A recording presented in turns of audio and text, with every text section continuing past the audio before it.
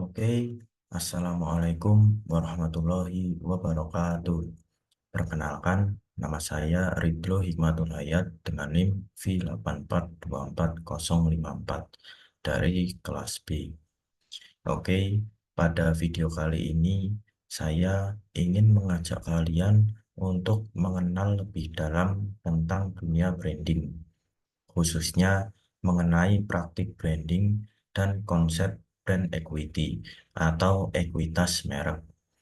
Dalam beberapa menit ke depan, saya akan menjelaskan apa itu merek, mengapa merek begitu penting dalam dunia bisnis, bagaimana cara kita mengukur kekuatan merek, serta bagaimana merek menciptakan nilai baik bagi konsumen maupun bagi perusahaan itu sendiri.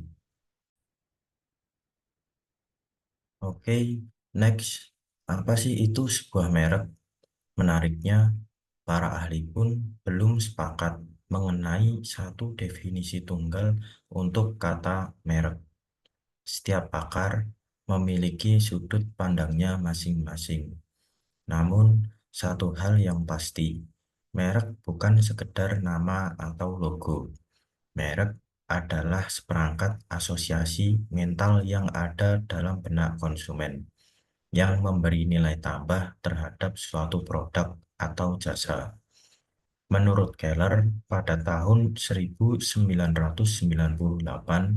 merumuskan bahwa merek adalah a set of mental association held by the consumer which add to the perceived value of a product or service. Jadi, merek hidup dalam pikiran konsumen. Ia bukan benda fisik, tapi kekuatan yang bisa menggerakkan keputusan pembelian. Oke, next. Paradigma dalam memahami merek. Ada dua pendekatan besar dalam memahami dan mengukur kekuatan merek. Yang pertama, pendekatan berbasis konsumen. Pendekatan ini melihat sejauh mana konsumen mengenal, menyukai, dan loyal terhadap suatu merek. Apakah mereka bersedia membeli ulang? Apakah mereka merasa merek itu unggul dibandingkan kompetitornya? Yang kedua, pendekatan finansial. Ini berfokus pada dampak merek terhadap kinerja keuangan perusahaan. Seberapa besar tambahan arus kas yang dihasilkan oleh merek? Apakah konsumen rela membayar lebih untuk sebuah produk karena mereknya? Pendekatan konsumen dan pendekatan finansial bukanlah lawan, tapi saling melengkapi. Nilai finansial muncul karena ada nilai psikologis dan emosional di benak konsumen. Oke, next, merek sebagai aset. Dalam dunia keuangan, merek dipandang sebagai intangible asset atau aset tidak berwujud.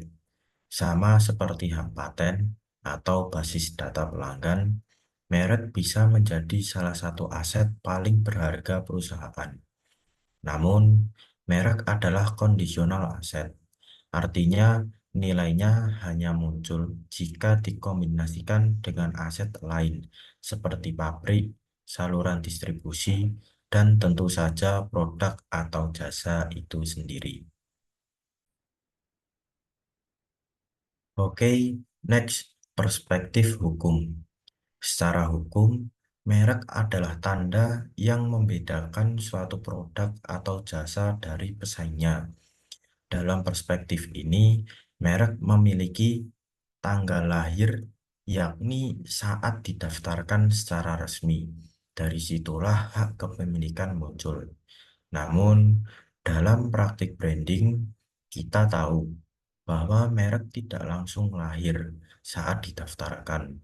Merek dibangun melalui waktu dan konsistensi. Pendaftaran hanyalah awal dari sebuah perjalanan panjang dalam membentuk persepsi publik. Dan jika tidak dikelola, merek bisa kehilangan haknya. Contohnya, jika sebuah nama menjadi kata umum, maka ia kehilangan kekuatan hukum. Bayangkan kalau merek Aqua menjadi istilah generik untuk air minum kemasan. Oke, next, merek yang mempengaruhi pembeli. Apa yang membuat sebuah nama menjadi merek? Sebuah merek bukan hanya nama yang bagus, tapi nama yang mampu memengaruhi pembeli.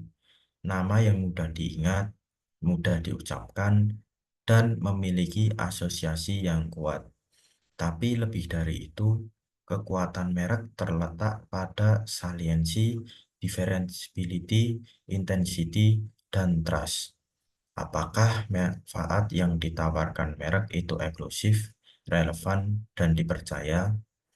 Dalam ekonomi perhatian seperti sekarang, di mana konsumen kebanjiran pilihan, merek harus bisa menjadi panduan. Mereka membantu konsumen menghemat waktu dan mengurangi resiko. Oke, next, hubungan emosional dan kognitif.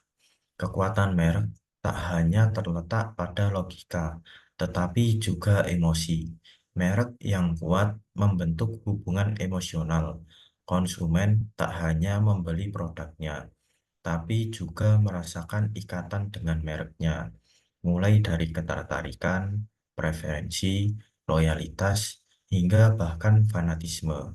Coba pikirkan, merek seperti Apple atau Nike. Mereka bukan hanya menjual produk, mereka menjual identitas, komunitas, bahkan gaya hidup. Oke, next, sistem merek, produk, nama, dan konsep. Sebuah merek dapat dipandang sebagai sistem hidup. Ia terdiri dari tiga elemen utama. Yang pertama, produk atau jasa. Yang kedua, nama. Dan yang terakhir, konsep. Ketiganya harus selaras dan saling memperkuat. Produk harus mencerminkan nilai yang dijanjikan. Nama harus mencerminkan identitas. Dan konsep harus menciptakan diferensiasi. Pertanyaan strategis pun muncul. Haruskah merek kita berubah seiring waktu? Haruskah kita menyesuaikan konsepnya untuk pasar global? Haruskah kita mengubah simbol atau logonya? Semua ini bagian dari manajemen merek. Oke, next. Apa itu brand equity? Brand equity adalah istilah yang menggambarkan kekuatan merek di pasar. Menurut Leutheser tahun 1988, brand equity is the set of association and behavior that permits the brand to earn greater volume or margin than it could without the brand name. Dengan kata lain, brand equity adalah aset yang memungkinkan merek menghasilkan volume penjualan yang lebih besar atau margin yang lebih tinggi dibandingkan produk tanpa merek. Oke, next, mengukur brand equity. Bagaimana cara kita mengukurnya? Ada banyak indikator, antara lain yang pertama, aided brand awareness. Apakah orang mengenal merek jika disebutkan? Yang kedua, spontaneous brand awareness. Apakah orang menyebut merek tersebut secara spontan saat ditanya? Yang ketiga, evoke set. Apakah merek itu masuk dalam daftar pendek saat konsumen mempertimbangkan pembelian? Dan yang keempat, apakah konsumen pernah menggunakan produk merek tersebut? Indikator lainnya termasuk preferensi, citra kualitas, loyalitas, dan status persepsi. Oke, next, manfaat merek bagi konsumen. Mengapa konsumen butuh merek? Merek mengurangi resiko.